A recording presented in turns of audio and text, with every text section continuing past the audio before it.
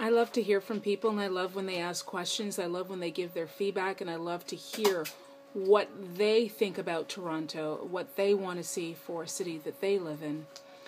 But the one answer that I can't really come up with, I mean, I certainly have my own opinions about certain things, but it's the question of, hey, Dion Renee, why aren't we seeing more of you on TV? Why aren't we hearing you in the debates?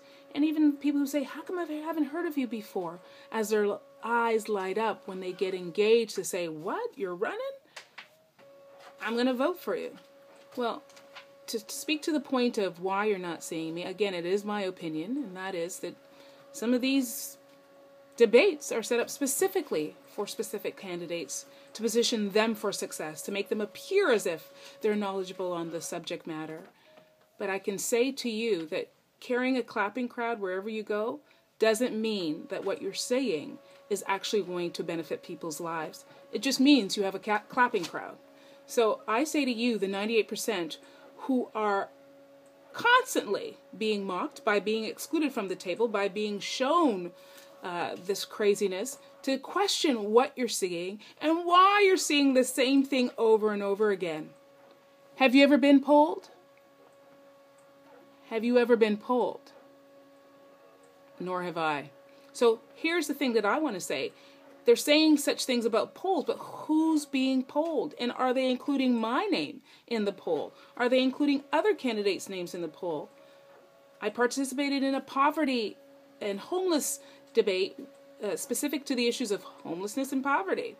Great minds at that table. And in fact, we didn't actually argue. We all were simpatico in our thinking about having plans and solutions about addressing our inequality, inequity, and also the issues of homelessness and poverty in Toronto.